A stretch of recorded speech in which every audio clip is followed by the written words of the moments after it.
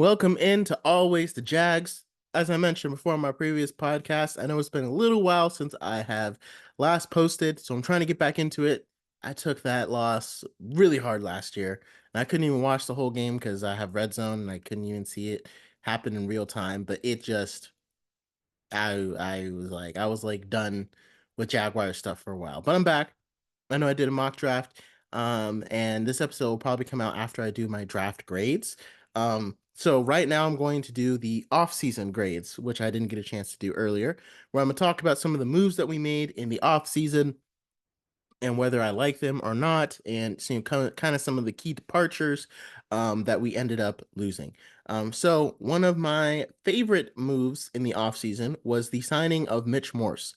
We signed him up for a 2-year deal worth 10 million, which makes a lot of sense.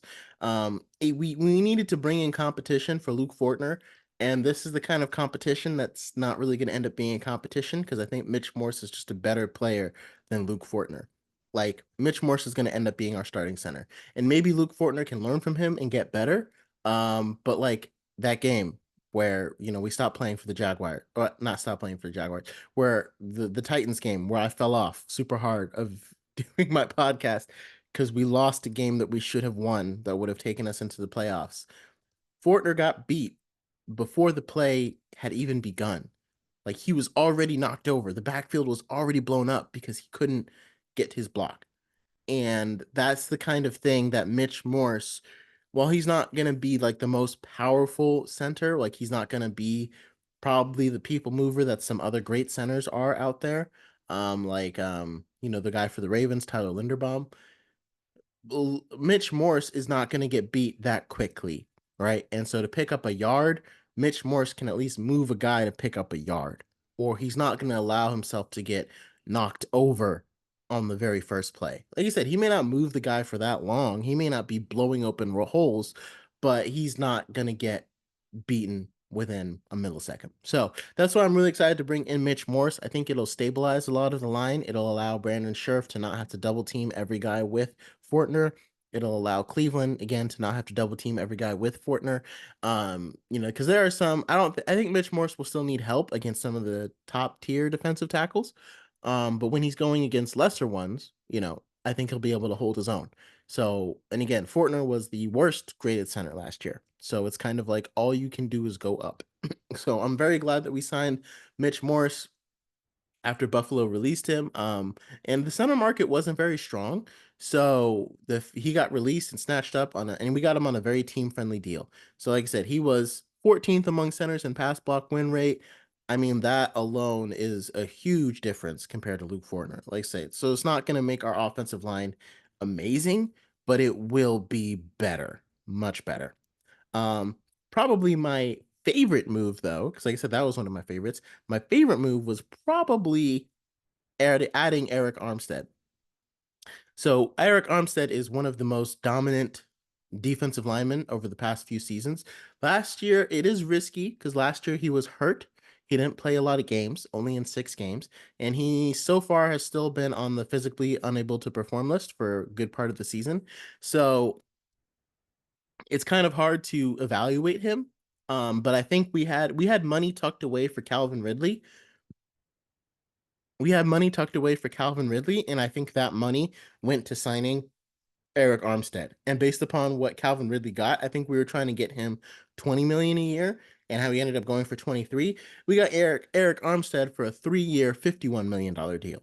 So we were able to commit a lesser amount of time and a lesser amount of money, which means less of a cap space. And I think Eric Armstead is going to make a bigger impact on our team than drafting a defensive tackle in the first round. Because again, I feel like we need more leaders in our defensive room, more guys that can kind of step up, especially on that defensive line. Because Josh Allen is a leader, but he's kind of transitioning into a leader role. Eric Armstead is like a 10-year veteran. I'm not going to say this could be like Calais Campbell 2.0, but if it's anything close to that, it'll be a great boon for our defense. And it fixes a lot of our run game issues. Right now, we're having a terrible time stopping the run, even watching the preseason. Now, Eric Armstead hasn't played all preseason, so I don't know if he's just going to magically fix that or if he's going to play in the nose tackle role. But I think he's going to really, really help because not only can he press the pocket, but he's also really good at run defense. And he knows that Josh Allen, Trayvon Walker can get to the quarterback with 27 sacks last year. So like I'm not even worried about how many sacks does Eric Armstead bring in. I'm just Eric Armstead will prevent teams from double teaming Josh Allen and Trayvon Walker.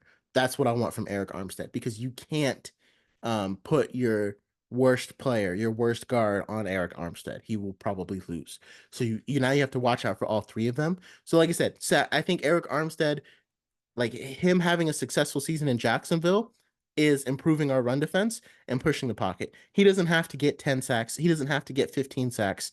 He sack numbers I don't think are really going to determine his success, which is why I think this is my favorite move because the Jaguars know why they brought him in to open up things for Josh Allen, Trayvon Walker, push that pocket and make it harder for the quarterback to be able to read. So like again, you still want to get pressure, I should say, but we're not going to be counting his sacks as a successful season. A successful season is did he help our run defense and is he helping us get more pressure? And so because of that, while it's hard to imagine Josh Allen, hitting that 17 sacks again because it's hard to hit that mark once you've already hit it. Sometimes it can just kind of be lightning in a bottle. But I have no doubt that Trayvon Walker will probably get more sacks. And if Trayvon Walker starts to sniff 15, and his deal is going to be up, sooner than later, which is crazy to think about because it feels like we just drafted him. It's a good problem to have. I mean, having a guy that's that good and needing to pay him now, that's a much better problem to have than having a bust. So I think it's going to make it more effective. And I think it allowed us to not have to draft a defensive lineman. And I feel like defensive players don't like offensive players in the first round are always more likely to make an impact than defensive players, I feel like. Like there are some defensive players who are good right out of college, Sauce Gardner, stuff like that, guys like that. But for a lot of them, even like Derek Stingley, like now he's making his way up to the top of the top quarters, but his rookie season, he didn't really make that much of an impact. He wasn't that good. It took time. Defensively, it takes time to develop to the defense of the NFL. So I think especially if we're looking for immediate impact, like Eric Armstead's impact is going to be immediate, and again, it's going to go down. Like he's not going to impact us as much later on. But I also think who we ended up getting, Brian Thomas Jr., is going to be impactful. I think he's going to be more impactful than any of the first round defensive tackles would have been. So I think that's why this is my favorite move. Going on, we got another former Bills player with Gabe Davis. Jaguars signed him to a 3-year, $39 million contract with $11 million in signing. He's a big play receiver. He can stretch the field. He can win 50-50 balls, do those contested catches. So he's kind of like the Jaguars have never really had like big that big of a guy, who Trevor Lawrence could throw a contested catch ball. Because Christian Kirk is kind of more of a shifty guy who gets open.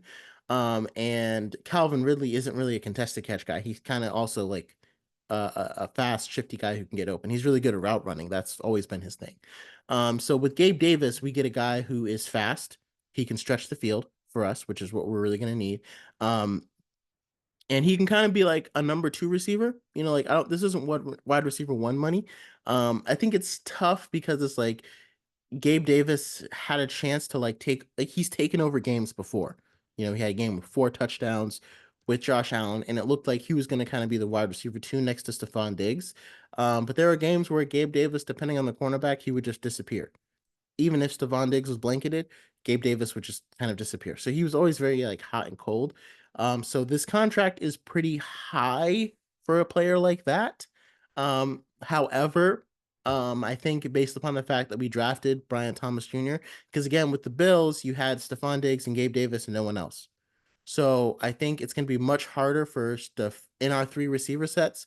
It's going to be much harder for Gabe Davis to disappear when guys have to worry about Christian Kirk and Brian Thomas Jr.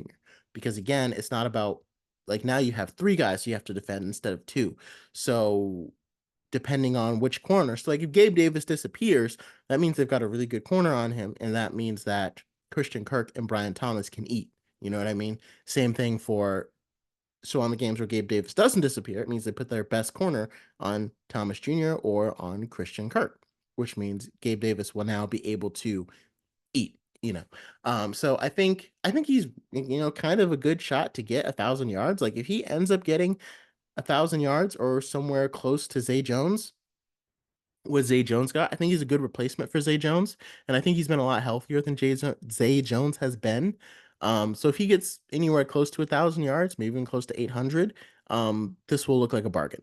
It'll look like if he gets 900, he'll look like a bargain for this price. And I think he has a very realistic chance of doing that. I think all three of our receivers have a good chance of going over 1,000 this year, but we got to be able to protect Trevor in the middle, which is why Mitch Morse was such a great signing. So some of our other signings, we re-signed Ezra Cleveland, bringing him back. He's not like I feel like we didn't like the Jaguars are really banking on the offensive line couldn't gel because they couldn't play together. And it's hard to evaluate their individual skill when they haven't had because they were hurt all year, and it was hard to evaluate are they playing well together, what's going on because they hadn't got a chance to play together. So that makes it really tough for you as a offensive line coach or a coach to evaluate who's doing well and who's not doing so well. So that's what makes it. So I think re-signing Ezra Cleveland wasn't a bad move. I think he's gonna have some good I think he's gonna have some good games. The contract wasn't bad either. It's not like we're locked in for a long time. At first, I thought it was going to be pretty high, but it ended up being. I think that was just like the what it could be. I think it's like a seven. It's like a six per year deal over 3 years. So it's like a $24 million deal, which is not bad for a guard. And Ezra Cleveland is a starting guard. It's just we'll really have to see how much does Mitch Morse fortify it. And now based upon our draft, I would have preferred if we had some more guys that we kind of drafted to go behind them, like Tanner Bortolini, someone like that who can kind of develop and maybe take over or step in if his play proves to be ineffective. But Ezra Cleveland, like I said, it's hard to evaluate. It's just this kind of where I did kind of like the move when Trent Baalke made it at the end of last year, and it kind of makes that 6 round pick like mean something. But I'm hoping that he wasn't just doubling down on a poor decision. That's the only thing I'm hoping for. So we'll see. Darnell Savage came in. Um, this one was an okay signing. I guess he's going to play the nickel. Because I don't think the Jaguars felt like Antonio. I think they want Antonio Johnson to start, but like a lot of Jaguars fans were excited because they wanted Antonio Johnson to kind of play a Kyle Hamilton role. And I agreed with that too. But again, this is something that would have been solved if last year, instead of drafting Brenton Strange, if we had traded up and got Brian Branch, we wouldn't have this problem. He would be our starting nickel, and Brian Branch would probably be playing safety, and then he would probably move up to the nickel, just like the Ravens do with Kyle Hamilton. So they keep one of their best players on the field at all times. So with Darnell Savage, it's kind of like I think he's going to end up playing the slot, is what they're saying, and he did play a lot of nickel. I think Antonio Johnson though was really good in the nickel, and I really love to see him there. But I think he's also good at safety. I would love to see him play that Kyle Hamilton role. But I guess we don't really know. I guess the Jaguars aren't really sure if he can do that, and they probably don't want to put too much on his plate, which is understandable. It's just Darnell Savage, and it wasn't like a huge deal. It kind of makes me reflect more back on the draft because again, based upon the way the draft went down, we could have had Bryant Branch and Darnell Washington.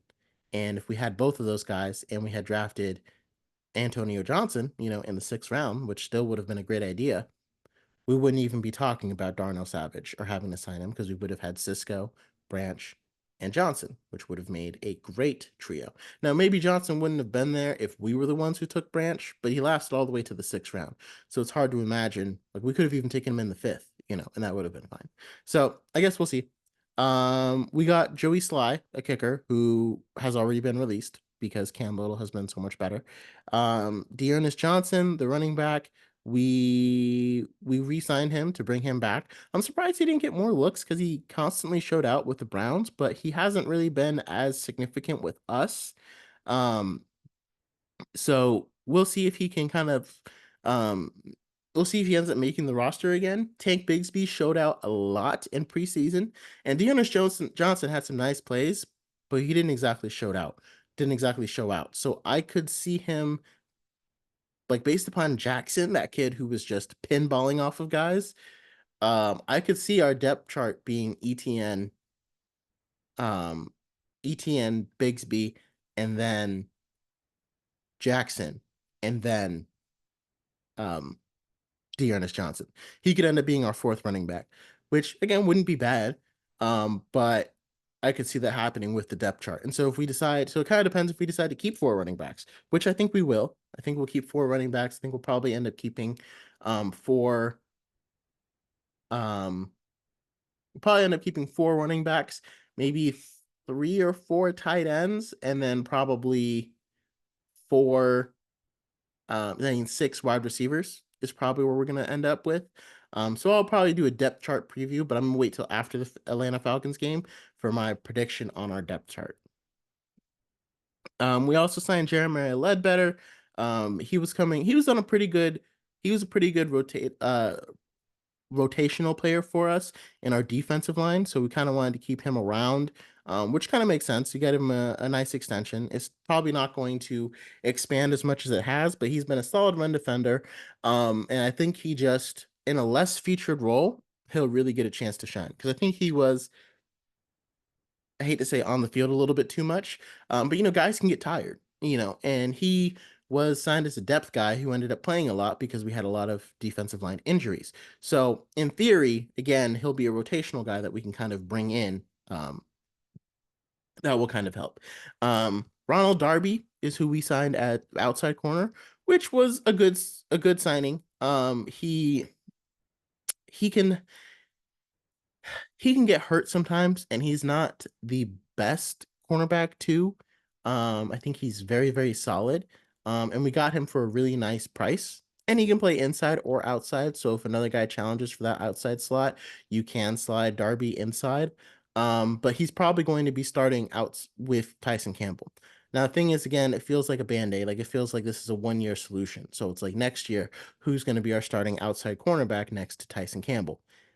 So we ended up not picking a cornerback in the first round, cornerback in the first round, which was fine because, again, my original, I would have went cornerback, and then I would have picked Xavier Legette, from South Carolina in the second round, but he ended up not making it out of the first. So, them picking Brian Thomas Jr. ended up being the right choice because those wide receivers, Legette wouldn't have been there. The Panthers were going to have him. They they knew that they wanted him, and there was no way going to let him go. And there were a lot of wide receiver needy teams, Bills, Chargers, that were picking in those later rounds. So it would have been nice if Rome Odunze had fallen all the way to us. I mean, but the Bears were always going to take him. That was kind of a sort of fact. So anyway, so now we're back to Darby, which was a good signing before the draft to kind of make sure, just in case we don't end up getting that guy that we want. And so I think he'll be a good replacement. A lot of people thought that Gabe Davis was going to kind of replace Calvin Ridley. And it's like, in a way, he is, but also not quite. So I think it's a good move. I just like what I would love to see, especially because I think the Jaguars were going to draft a cornerback in the second round. I am 100% certain that if Kool-Aid McKinstry was on there, they would have taken him and letting him compete for the cornerback 2 spot, maybe even the cornerback 1 spot. That didn't happen because the Saints sniped us and got him. But what that does mean is now the Saints seem to have like 4 starting corners if they want to start Kool-Aid McKinstry. So that means one of them might be available. Who's probably going to be available? The one with the biggest cap hit, Marshawn Lattimore. So if I'm the Jaguars, I'm sniffing around. Maybe this might end up being like a mid-season thing. But I would sniff around and try to send a fourth for Marshawn Lattimore. Because right now it feels like we have 2 cornerbacks as our starters who kind of get hurt a lot. And we have enough cap space to take on Marshawn Lattimore's contract for the next couple of years. And I feel like if we bring him in, that will really stabilize that room. Because right now, if Campbell goes down, we are really, really, really stressed out because Darby would have to move to the cornerback 1 role, which is going to be very tough for him to do. And then we'd have to bring up one of these other guys to move into the cornerback 2 role, who, and a lot of them still need time to develop. So I think that would be the move to kind of solidify that room. I think no matter what, we should have signed Darby. But I think to really solidify that room, especially with how hurt they get, I would love to see him send a fourth for a starting top tier corner like Marshawn Lattimore. Again, we got the cap space to do it. I know we just signed Trevor to a big extension, but by the time that extension kicks in, Lattimore probably won't be here anymore. He'll hit free agency, and then we'll get a comp pick. So that's what I would love to see. That's what I still think we should do. That's like the missing piece of our offseason. Then Devin Duvernay was a great signing to kind of replace Jamal Agnew. I loved Jamal Agnew. I think he's better than Devin Duvernay, but he's been hurt a lot. So we can't really see how much better he is when he's always hurt. So, and Parker Washington stepped in as a fantastic punt returner and did a fantastic return during that one preseason game. So it kind of feels like we have our two guys that we need right there with Duvernay and Parker Washington, because now you need two returners. But I think Duvernay was a good signing. It was solid. And he had a nice catch. Like, he's going to step right into Jamal Agnew's role. I like the way Jamal Agnew fit into our team. And had he been able to stay healthy, we probably would have re-signed him instead. But Duvernay ends up coming in to kind of take on that Jamal Agnew role. And I think he'll be great as like the fourth or fifth receiver as well. He can step in, make a play or two. Because at one point he was like one of the Ravens' top two receivers until they brought in all these other guys.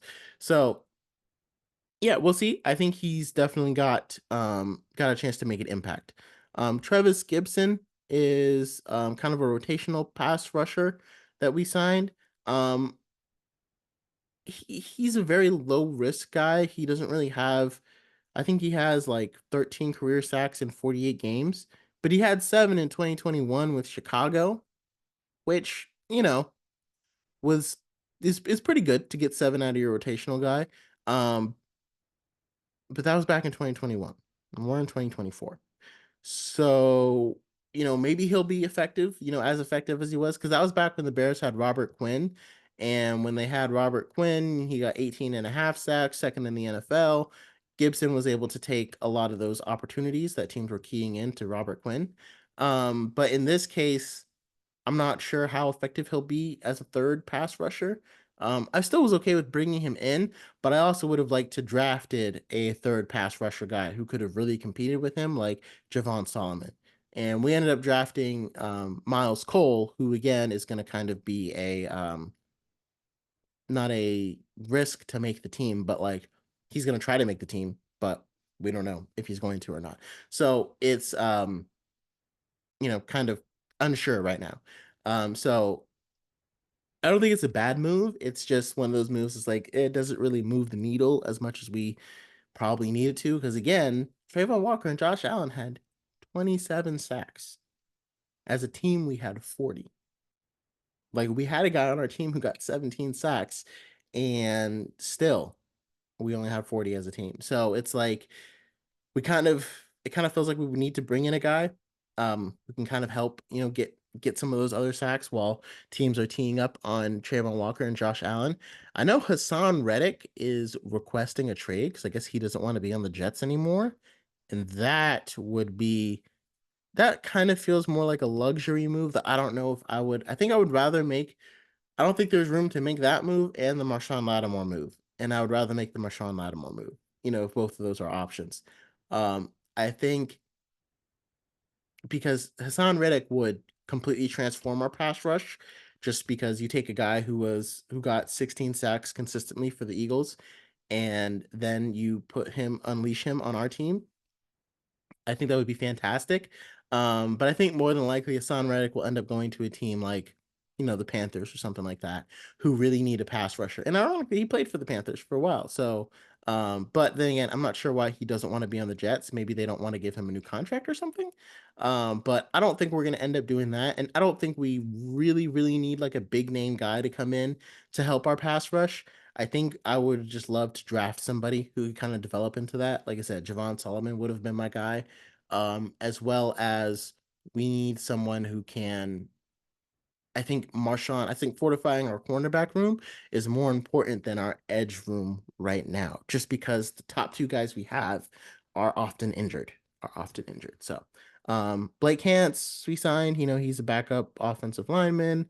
Daniel Thomas, again, core special teamer. So those are all kind of all the offseason moves. So overall, I think it was a very solid offseason. Many people are looking at the Jaguars and wondering, like, did they really upgrade because they seem to have swapped out a lot of players for players who aren't that different. Like, again, we got rid of Darius Williams and brought in Ronald Darby. It's like, okay, was that really an upgrade? We got rid of, like, those players kind of seem almost equal. But again, Darby is a lot cheaper than Darius Williams. And Darius Williams had a fantastic season. And I think he'll be a really good cornerback too for, the Rams where he ended up going. Um, like I said, to me, that move makes the most sense if we're able to get. I think we made that move in mind with drafting a corner. And in that case, Darby makes sense because he can kind of be the incumbent. But we ended up getting sniped. So now I think that move makes the most sense if you give that fourth, maybe even a fifth. Like I said, we have an extra fourth now because we traded back with the Vikings. But if you can do it for a fifth, that works too. I mean, obviously, that's much better for us to bring in someone like Marshawn Lattimore, but that might be like a mid-season thing where the Saints feel like Kool-Aid McKinstry is good enough to start playing. So that's all that's all speculation for right now. So we'll have to see. But and again, safety. Like we got rid of Rayshawn Jenkins because again, he was a hard hitter. But he also had some lapses in coverage. And so I think Antonio Johnson, there's not much of a drop off there. And I think that was more about just letting our younger guy come in than really trying to replace him with Darnell Savage. Because again, Darnell Savage is going to end up playing the slot. Or maybe they'll start using Johnson in that dual role, have him play safety and play the slot in nickel downs, and we'll just use Darnell Savage at safety when Antonio Johnson is playing the slot. So maybe we'll still do that, but from what Doug Peterson says, it sounds like he wants Savage to play the slot. So that wasn't really a replacement of Rayshawn Jenkins necessarily. And again, most people look at the Gabe Davis for Calvin Ridley. That feels like a downgrade, and especially looking at their contracts. Again, Gabe Davis is getting $13 million a year. Calvin Ridley's getting $23 million a year. But I don't think I would have paid Calvin Ridley $23 million a year because he was very good for us, but he also like kind of lost us a lot of games. Like, and again, he won us a lot of games. So it's kind of very tough because it's like the consistency wasn't there enough, but because he was such a feature part of the offense, you kind of need to be that consistent if you're going to play that role in the offense. Like again, there were times where like he wasn't in the right spot against the Browns game, and I don't know if he and Trevor got confused. Maybe it was Trevor's fault, but this seems to never happen when he throws to Christian Kirk, right? And so he threw it and it got picked off because Calvin Ridley wasn't at the spot he thought it was going to be. And then we had that infamous fourth down play against the Titans. Calvin Ridley dropped the ball. But that's also the same game where Calvin Ridley caught that really long touchdown. So it's like, again, do you play 23 million to a guy that you don't know if he's going to win you the game or lose you the game? So I think Brian Thomas Jr. and Gabe Davis are much better pairing. I think that's an upgrade over Zay Jones and Calvin Ridley because I think Calvin Ridley was at his most effective when Christian Kirk and Zay Jones were on the field, and that didn't happen a lot because as soon as we got Zay Jones back, Christian Kirk went down. So with these guys, and of course these guys can get hurt too. I mean, no one's immune to injuries. But I think Gabe Davis is an improvement over Zay Jones.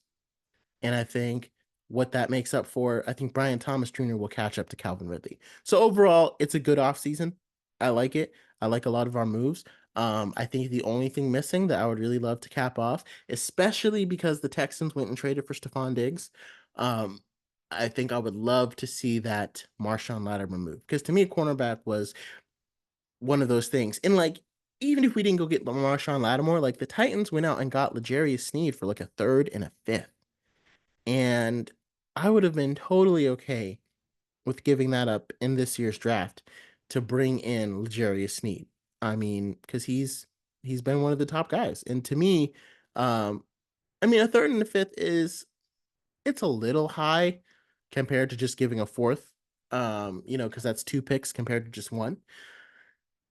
But and based upon who we ended up drafting in those two spots, I think there were better players available. But if you told me that instead of Jerry and Jones and I guess who because we had 2 5th-round picks. So and if you told me instead of Jerry and Jones and whoever the other 5th-round pick was, it was either Keelan Robinson, um, if you told or DeAndre Prince, yeah. If you told me that instead of the 2 cornerbacks that we drafted, Jerry and Jones and DeAndre Prince, that we had L'Jarius Sneed, I think most Jaguars fans would have accepted that happily instead of taking 2 guys that may or may not develop.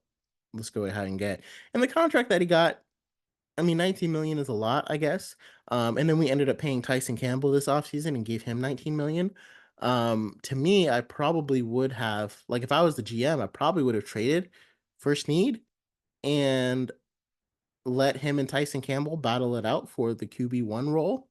Um, Maybe even instead of signing Darby. And then whoever becomes cornerback one, kind of gets that contract. Because Tyson Campbell, again, I feel like he can be a dominant cornerback too. So that kind of feels like a missed opportunity to me. Um, and again, had we done that, I would have been ecstatic. Because again, L'Jarius Sneed, he's just a very smart player. He may not be the most he feels like a lockdown corner, but he's never made a Pro Bowl. But he feels like a very smart player. So if you told me that was the deal that could have brought him to Jacksonville, um, I definitely would have done that. And then to me, we wouldn't have had to sign Ronald Darby. I would have given him that extension and Tyson Campbell. Tyson Campbell would have gotten an extension too, but it probably would have been closer to like 12 or 13 million as our cornerback too. That's probably what the extension would have been seeming like. So again, it kind of feels like a missed opportunity, but it is what it is. It also kind of hurts that it was a division rival that did it, but again, I suppose it is what it is. So those are my offseason grades. I think overall I'd give Baalke with the draft and everything combined, I probably end up giving him like a B or so. Because I think the Eric Armstead move and Mitch Morse move are A+ moves. I think a little bit more aggression in the trade front could have saved us money now and in the future. You know what I mean? Like I think we could have saved on like, if we went and got Snead, I think we could have saved because again, you don't need to sign Darby if you get Snead. You don't really need to sign Savage if you get Snead. Um, and Tyson Campbell probably won't get signed for as much if you sign Snead. So based upon those moves, I think being a little more aggressive in that front because he probably didn't want to do it because it's too expensive. But then it's like, okay, you look up all the pieces that you added, and it's still going to end up being kind of that same expense. So those are kind of my top picks for the off season. After this next preseason game, I'm gonna drop my Jaguars predictions for the year, and I'm gonna drop every team's prediction that I have for the year, how well I think they're gonna do this season. So yeah, stay tuned. Thank you guys so much for joining me on Always the Jags. And again, I'm gonna get back to posting these every single week. I think Thursdays is the day I'm gonna be aiming for. And yeah, never forget, it was always the Jags.